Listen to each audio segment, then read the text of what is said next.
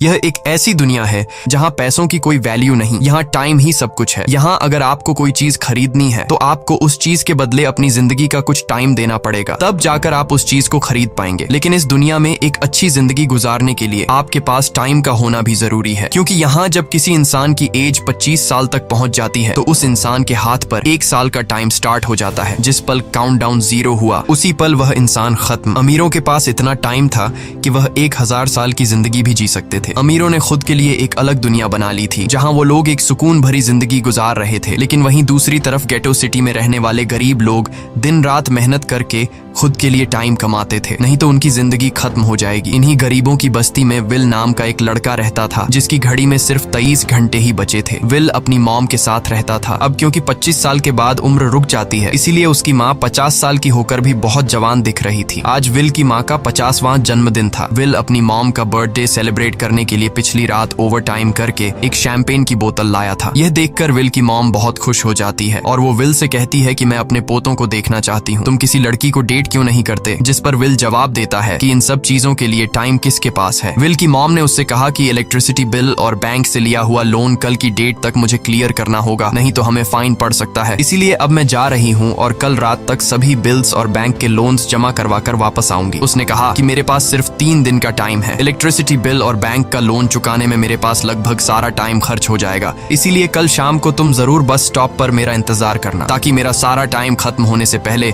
मैं तुमसे कुछ टाइम ले सकूं। इस पर विल ने कहा ठीक है, मैं टाइम पर पहुंच जाऊंगा। जाने से पहले विल की माँ विल के हाथ को छूकर उसकी बॉडी में 30 मिनट ट्रांसफर करती है ताकि विल अच्छा नाश्ता खरीद कर खा सके। इसके बाद दोनों अपने अपने काम पर निकल गए। रास्ते में विल के पास एक छोटी बच्ची आती है। वो विल को एक कैप्सूल देकर विल से उसका थोड़ा सा टाइम मांगती है। विल मुस्कुराते हुए उस छोटी बच्ची को कैप्सूल में अपनी जिंदगी का 5 मिनट का टाइम दे देता है और वह चली जाती है। यहाँ हमें पता चलता है कि यह लोग अपने टाइम को एक कैप्सूल में स्टोर भी कर सकते हैं, जिससे यह लोग कभी भी यूज और ट्रांसफर कर सकते हैं। इसके बाद विल काम के लिए फैक्ट्री पहुंच जाता है। काम शुरू करने से पहले वह कॉफी लेने जाता है, लेकिन वहां वह देखता है कि हर एक चीज का दाम डबल हो गया है। जहां पहले कॉफी 2 मिनट की मिलती थी, अब उसका प्राइस डबल होकर 4 मिनट हो चुका है। यहाँ पर कभी भी किसी चीज का भी दाम बढ़ा दिया जाता है बिना किसी अनाउंसमेंट के। ये बात विल को बहुत बुरी लगती है। मजबूरी में विल ने भी कॉफी के लिए अपनी जिंदगी के 4 मिनट पे किए और काम पर लग गया। दिन भर के काम के बाद रात के वक्त विल अपने दोस्त के साथ एक बार में जाता है। विल का दोस्त एक नंबर का शराबी था। वह हर वक्त शराब के नशे में टली रहता। विल का दोस्त विल को इशारे में बताता है कि वह आदमी सबको फ्री में दारू पिला रहा है और उसके पास बहुत ज्यादा टाइम है। ये सुनकर विल ने जब उस आदमी की तरफ देखा तो उसे चारों तरफ से लड़कियों ने घेरा हुआ था। विल की जब उस आदमी की घड़ी पर नजर गई तो उस आदमी के पास 116 साल का टाइम था। ये देखकर विल समझ जाता है कि यह आदमी ग्रीनिच सिटी से है, क्योंकि गेटो सिटी में लोगों के पास ज्यादा से ज्यादा 2 दिन का टाइम होता है। विल उस आदमी के पास आया और उसे वार्न करने लगा कि यहाँ पर तुम्हें नहीं होना चाहिए था। यहाँ चोरों का खतरा है, ये लोग तुम्हें मारकर तुम्हारा टाइम चुरा लेंगे, इसलिए जल्दी से यहाँ से निकल जाओ। लेकिन वो आदमी विल की बातों को सीरियस नहीं लेता और उसे इग्नोर करके ड्रिंक करने लग जाता है। तभी उस बार में फोर्टिस नाम का एक गैंगस्टर अपने ग्रुप के साथ आया, जिसे देखकर सारे लोग बाहर निकल भागे। दरअसल यह शहर के सबसे बड़े गुंडे हैं जो लोगों से जबरदस्ती टाइम चुराते हैं। विल का दोस्त विल को पकड़कर ले जाने लगा, लेकिन विल ने जाने से इनकार कर दिया और वहां एक कोने में छिपकर सब कुछ देखने लगा। फोर्टिस उस अमीर आदमी से उसका सारा टाइम लूटने आया था। फोर्टिस उस अमीर आदमी को चैलेंज करता है कि चलो पंजा लड़ाते हैं और जो हारेगा वह अपना सारा टाइम जीतने वाले को दे देगा। ये टाइम फाइट आर्म रेसलिंग की तरह थी, जिसमें 2 लोगों को एक दूसरे की कलाई पकड़नी होती थी। जिस भी इंसान की कलाई नीचे होती थी उसका टाइम घटने लगता था और वो टाइम उस आदमी के हाथ में ट्रांसफर होने लगता था जिसकी कलाई ऊपर होती थी। इस तरह जीतने वाला इंसान सारा टाइम उस दूसरे आदमी से अपनी बॉडी में स्टोर करके उसे मार देता। फोर्टिस उस आदमी से कहता है, क्या तुम इसके लिए तैयार हो? इस पर उस अमीर आदमी ने कहा कि मैंने बहुत ज्यादा ड्रिंक की हुई है, इसलिए मुझे कुछ टाइम चाहिए, उसके बाद मैं तुम्हारे चैलेंज के लिए तैयार हूँ। फोर्टिस कहता है कि ठीक है, ये तुम्हारी आखिरी ख्वाहिश है, जाओ, मैं तुम्हें तैयार होने के लिए कुछ मिनट देता हूँ। फोर्टिस उसके साथ अपना एक आदमी भी भेज देता है ताकि यह भाग न सके। वो अमीर आदमी बाथरूम में आकर बहुत ज्यादा उल्टियां करने लग जाता है, क्योंकि उसे काफी चढ़ गई थी। इसलिए अगर वो इस हालत में फोर्टिस से पंजा लड़ता तो इस अमीर आदमी का हारना कंफर्म था। तभी विल वहां पर आ जाता है। वो फोर्टिस के आदमी को मारकर उस अमीर आदमी को अपने साथ उस जगह से बाहर निकाल लेता है और उसे फोर्टिस से बचाकर एक सेफ जगह पे ले आया। विल ने उस अमीर आदमी से कहा कि मैंने तुमसे कहा भी कि तुम्हारी जान को खतरा है, तुम जानबूझकर अपना टाइम क्यों बर्बाद कर रहे हो। वो आदमी विल को अपना नाम हेनरी बताता है और वो विल से पूछता है कि तुम्हारी उम्र कितनी है। विल ने बताया 28 साल। हेनरी ने कहा मेरी उम्र 105 साल है और अब मैं जिंदगी से थक चुका हूँ। मैंने अपनी लाइफ में हर एक चीज का मजा लिया है और अब मुझे इस जिंदगी की जरूरत नहीं है, मैं जीना नहीं चाहता। ये सुनकर विल ने हैरानी से पूछा आखिर तुम कहना क्या चाहते हो। इस पर हेनरी ने कहा लगता है तुम अब तक हकीकत से अनजान हो। क्या तुमने कभी सोचा है कि इस दुनिया में अलग अलग टाइम जोन्स क्यों बनाए गए हैं?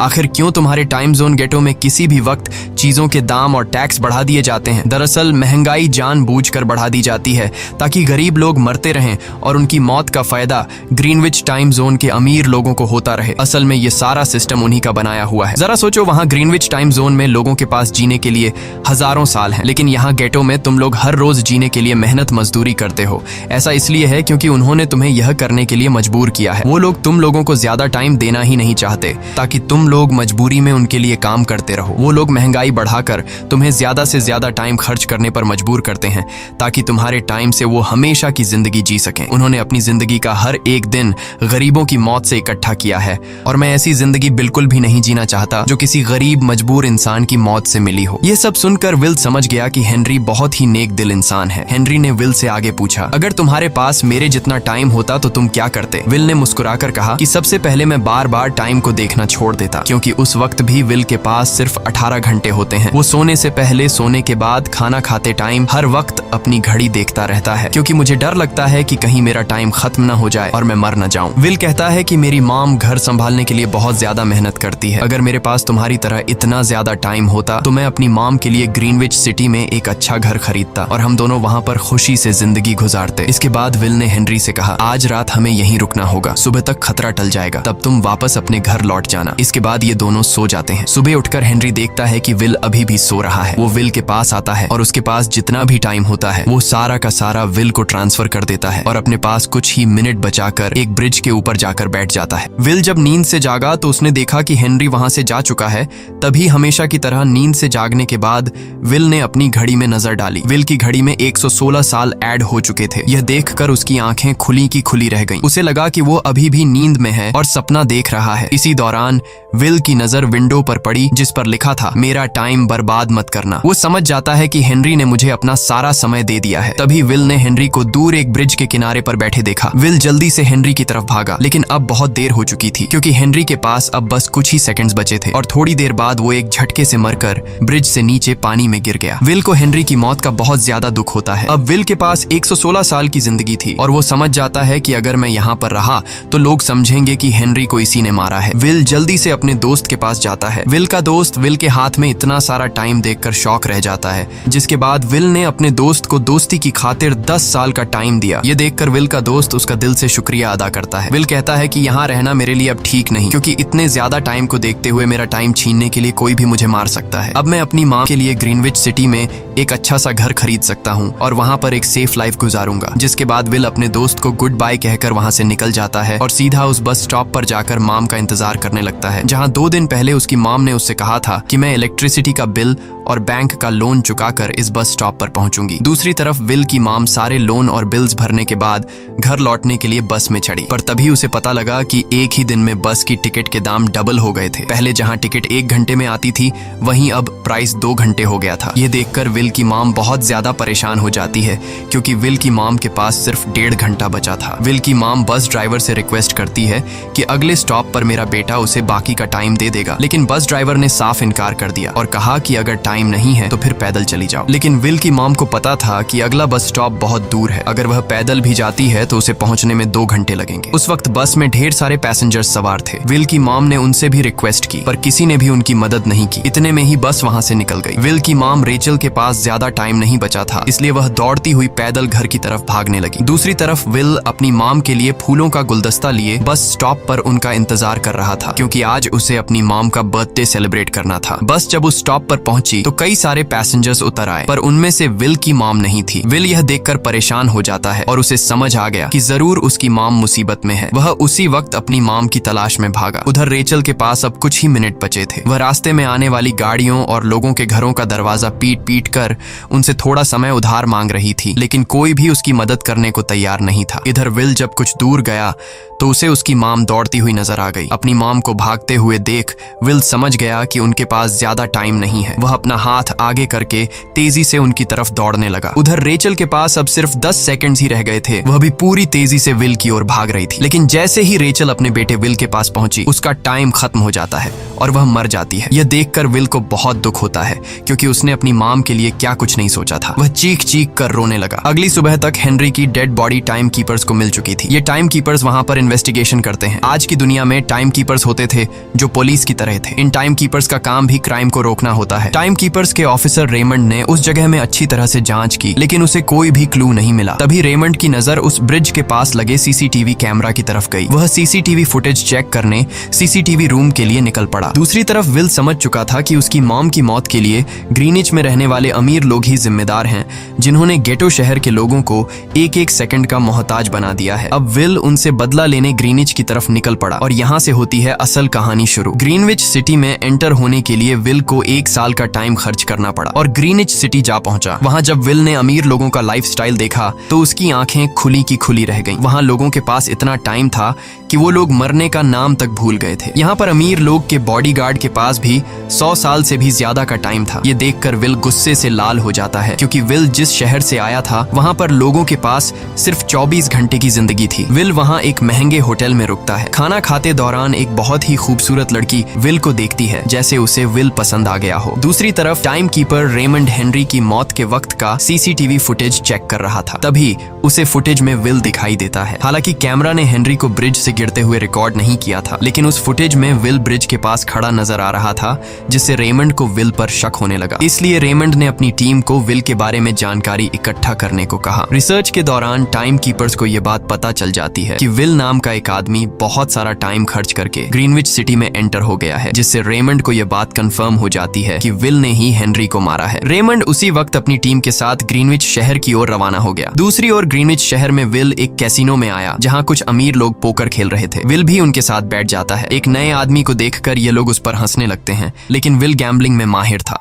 आज उसके लिए अमीरों से पैसे निकालने का सबसे अच्छा मौका था। विल ने फिलिप नाम के एक रईस आदमी के साथ पोकर की बाजी खेली। फिलिप यहाँ का सबसे रईस इंसान है। उसके पास खुद का एक टाइम बैंक है जो लोगों को लोन पर टाइम देता है। फिलिप के साथ उसकी डॉटर भी बैठी होती है। यह वही लड़की है जो कुछ देर पहले विल को गौर से देख रही थी। गेम जब शुरू हो जाती है तब विल अपनी लाइफ का सारा टाइम दांव पर लगा देता है और अपनी माइंड के बदौलत वो फिलिप से 1100 साल जीत जाता है। यह देखकर फिलिप की बेटी सिल्विया विल से काफी ज्यादा इम्प्रेस हो जाती है। उसने विल को कल रात अपने घर पार्टी पर इनवाइट किया। फिर अगली शाम विल एक नई नवेली कार खरीदकर फिलिप की पार्टी में जा पहुंचा। वहीं पार्टी के दौरान विल और सिल्विया डांस करने लगते हैं और सिल्विया मन ही मन विल को दिल दे बैठी। वो अपनी दिल की बात विल से करने ही वाली थी कि तभी टाइम कीपर रेमंड अपनी टीम के साथ वहां पहुंचता है और विल को पकड़ लेते हैं। विल को खूनी समझकर सिल्विया भी उससे नाराज हो गई। रेमंड ने सबसे पहले विल का सारा टाइम उससे छीनकर सिर्फ 2 घंटे दिए। उसके बाद वो विल को हेनरी के खून के इल्जाम में गिरफ्तार करने लगा। रेमंड विल से पूछता है कि तुमने हेनरी को क्यों मारा। विल उसे कहता है कि मैंने उसे मारा नहीं था,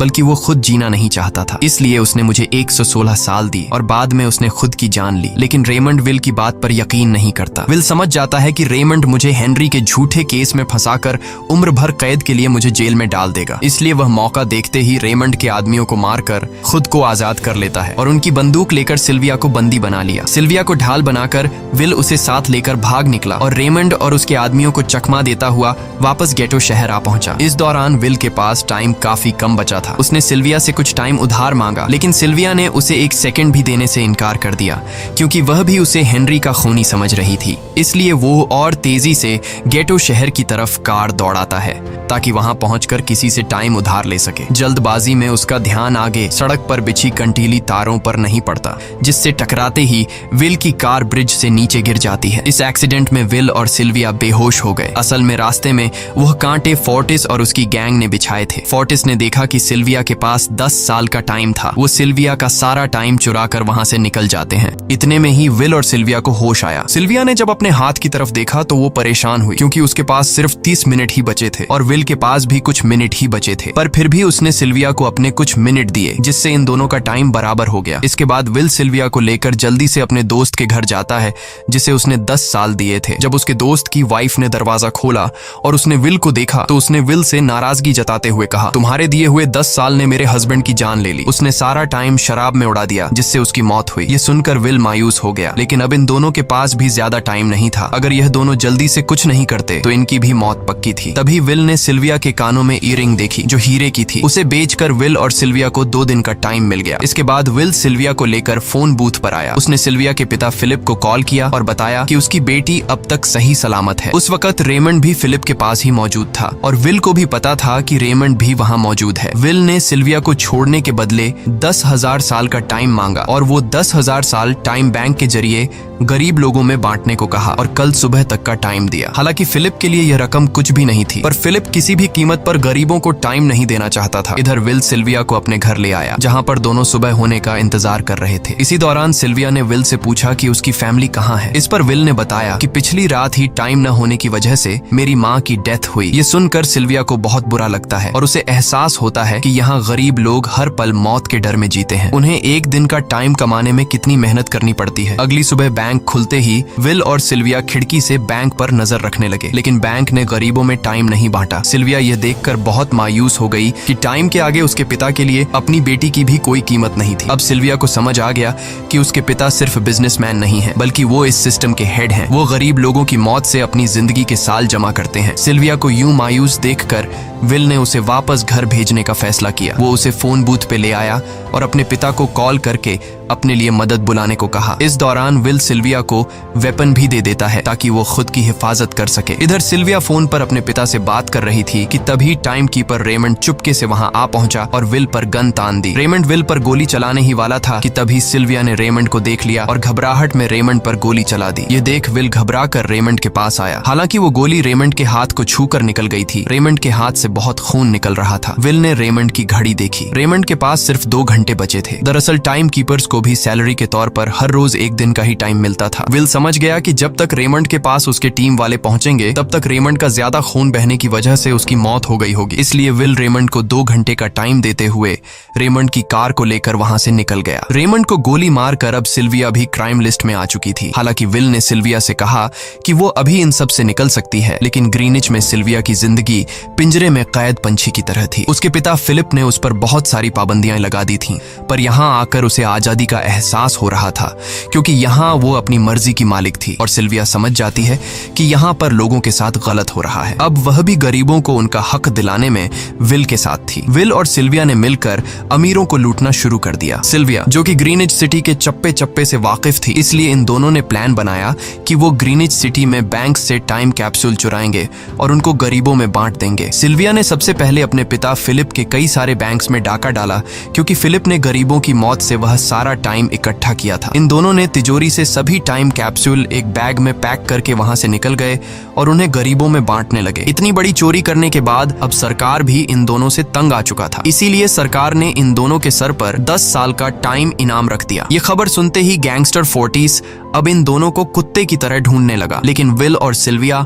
हर रोज अपना ठिकाना बदलते रहते थे, जिससे वो किसी के हाथ नहीं आते थे। यह दोनों एक होटल में छुपे हुए थे। इनके पास टाइम की कमी तो थी नहीं, इसलिए उन्होंने पूरे होटल को ही बुक कर लिया था। फोर्टिस इन दोनों की तलाश में उस होटल के बाहर आ पहुंचा। वहां उसने कुछ लोगों को पकड़कर उनसे विल और सिल्विया के बारे में पूछने लगा, लेकिन उन लोगों पर विल और सिल्विया के बहुत एहसानात थे, इसलिए ये लोग मरने के लिए तो तैयार थे, पर विल और सिल्विया का ठिकाना बताने के लिए तैयार नहीं थे। लेकिन जब फोर्टिस ने उन लोगों पर बहुत ज्यादा जोर जबरदस्ती की तो उनमें से एक बंदा मौत के डर से फोर्टिस को उस होटल के बारे में बता देता है जहां विल और सिल्विया छुपे हुए थे। जिसके बाद फोर्टिस फौरन अपनी गैंग के साथ वहां पर पहुंच जाता है और इन दोनों को पकड़ लेता है। अब विल और सिल्विया का उनसे बच पाना नामुमकिन नामुमकिन था। फोर्टिस ने विल को एक टेबल पर बैठा दिया और उसे टाइम फाइट के लिए चैलेंज किया। विल समझ गया कि अगर मैंने चैलेंज से इनकार किया तो फोर्टिस के गैंग वाले लोग मुझे मार देंगे, इसलिए क्यों ना आज इसके साथ पंजा आजमाया जाए। फोर्टिस और विल ने एक दूसरे की कलाई पकड़ ली और मौत का खेल शुरू हुआ। फोर्टिस माहिर खिलाड़ी था, उसने शुरुआत में ही विल का हाथ नीचे कर दिया, जिससे विल का टाइम तेजी से फोर्टिस में ट्रांसफर होने लगा। लेकिन विल बिल्कुल जोर ही नहीं लगा रहा था, जैसे कि वो जानबूझकर हार रहा हो। पर जैसे ही विल के पास अपनी लाइफ के 3 से 4 सेकंड बचे, तभी विल ने अपनी पावर दिखाई और एक झटके से फोर्टिस का हाथ नीचे कर दिया। फोर्टिस की आंखें खुली की खुली रह गईं। वो पूरा जोर लगाकर अपना हाथ ऊपर करने की कोशिश कर रहा था, लेकिन विल की ताकत के आगे वो ढीला पड़ चुका था। ये देख फोर्टिस के आदमियों का ध्यान फोर्टिस की घड़ी पर अटक गया। अब उनका बॉस मरने वाला था। इतने में ही मौका पाकर विल ने अपने जूते से गन निकाली और पलक झपकते ही फोर्टिस के सारे आदमियों को शूट कर दिया, क्योंकि अगर वो ऐसा नहीं करता तो वो लोग उसे मार देते। इसी के साथ फोर्टिस का टाइम 0 हो गया और वह भी मारा गया। विल और सिल्विया जल्दी से वहां से भाग निकले। इसी दौरान उन्होंने देखा कि अमीरों ने सारा खेल पलट दिया था। विल और सिल्विया ने गरीबों में जितना भी टाइम बांटा था उसकी वैल्यू अब कुछ भी नहीं रही थी, क्योंकि अमीरों ने महंगाई के दर को कई गुना बढ़ा दिया था। यह देख विल हारा हुआ महसूस करने लगा और उसे लगा कि मैं कभी भी इन गरीबों को उनका हक नहीं दिला सकूंगा। उसने सिल्विया से कहा कि अब सब खत्म हो चुका है, अगर वो लोगों में 1000 साल भी बांट दें तो अमीर लोग महंगाई को और ज्यादा बढ़ा देंगे, जिससे लोगों की हालत कभी नहीं सुधर पाएगी। सिल्विया ने कहा कि कोई तो रास्ता होगा। इस पर विल ने कहा कि हमें लाखों साल चुराकर इन लोगों को देने होंगे, तब जाकर हम लोग महंगाई को कंट्रोल कर सकते हैं। हालांकि यह इतना आसान नहीं था, पर सिल्विया ने इसके लिए एक प्लान सोच रखा था। अगली ही सुबह जब फिलिप अपने बॉडीगार्ड्स के साथ ऑफिस पहुंचा, तभी सिल्विया वहां आई और उसने अपने पिता से कहा कि वो सरेंडर करना चाहती है। तब सारे गार्ड्स ने सिल्विया पर गन तान दी, लेकिन तभी वहां पीछे से गार्ड के बेस में छिपा विल वहां आ पहुंचा। उसने फिलिप के सर पर गन रखी और उसके जरिए लॉकर का दरवाजा खुलवाया। विल और सिल्विया ने फिलिप के लॉकर से एक टाइम कैप्सूल चुरा लिया, जिसमें 10 लाख साल का टाइम मौजूद था। इस टाइम कैप्सूल का एक साल गरीबों की ही मौत से आया था। विल और सिल्विया वह टाइम कैप्सूल लेकर भाग जाते हैं। इधर रेमंड को जब यह बात पता चली तो वह फौरन विल और सिल्विया के पीछे लग गया। जब रेमंड ने अपने हाथ पर घड़ी को देखा तो उसके पास 1 घंटे से भी कम टाइम बचा हुआ था। वह हेडक्वार्टर कॉल करके कहता है कि मुझे मेरी सैलरी कैप्सूल में भेज दो, मेरे पास टाइम कम है। लेकिन इससे पहले कि वह अपनी बॉडी में कैप्सूल से टाइम ट्रांसफर कर पाता, उसे विल की कार दिख जाती है और वह कैप्सूल से अपनी बॉडी में बिना टाइम ट्रांसफर किए उनके पीछे लग जाता है, क्योंकि अगर वो 10 लाख साल गरीबों को मिल जाते तो गेटो टाइम जोन का हर एक इंसान अमर हो जाता और अमीरों का बनाया पूरा सिस्टम तहस नहस हो जाता। रेमंड ने विल और सिल्विया को पकड़ने के लिए अपनी पूरी जी जान लगा दी, लेकिन वो उन्हें रोक नहीं पाया। विल और सिल्विया रेमंड को चकमा देकर गेटो शहर आ गए और वह टाइम कैप्सूल एक बच्ची के हाथों में सौंप दिया। उन्हें पता था कि रेमंड सीधा हमारे पीछे गीटो शहर पहुंचेगा, इसलिए उन्होंने इस जगह को छोड़कर एक सुनसान जगह पर चले गए। उधर उन्होंने गीटो शहर के लोगों में लाखों साल बांटकर उन्हें अमर कर दिया था, लेकिन खुद इन दोनों के पास बहुत ही कम टाइम बच जाता है। बदकिस्मती से उसी पल रेमंड ने उन्हें पकड़ लिया। रेमंड ने विल को धमकी देते हुए कहा, अगर तुम्हें अपनी जान प्यारी है तो चुराया हुआ सारा टाइम वापस कर दो। तब विल ने उसे अपनी घड़ी का समय दिखाया। विल और सिल्विया के पास कुछ ही मिनट बचे थे। विल ने रेमंड से कहा, कहीं तुम भूल तो नहीं गए? याद है जब तुम मरने वाले थे तो मैंने तुम्हें कुछ टाइम उधार दिया था, टाइम तो तुम्हें मुझे वापस करना चाहिए। यह सुनकर रेमंड को याद आया कि विल और सिल्विया को पकड़ने की जल्दी में उसने अपने टाइम पर ध्यान ही नहीं दिया। जब उसने अपनी घड़ी पर नजर डाली तो उसके पास सिर्फ 5 सेकंड ही बचे थे, जो देखते ही देखते 0 हो गए और रेमंड मारा गया। विल और सिल्विया रेमंड से तो बच गए थे, पर इन दोनों के पास भी अब सिर्फ एक मिनट ही बचा था। ऊपर से उस सुनसान इलाके में उनकी मदद करने वाला भी अब कोई नहीं था। उन्हें अपनी मौत साफ नजर आ रही थी। इन दोनों ने मायूस होकर एक दूसरे को गले लगाया और तभी विल को रेमंड की कार नजर आई। विल फौरन कार की तरफ भागा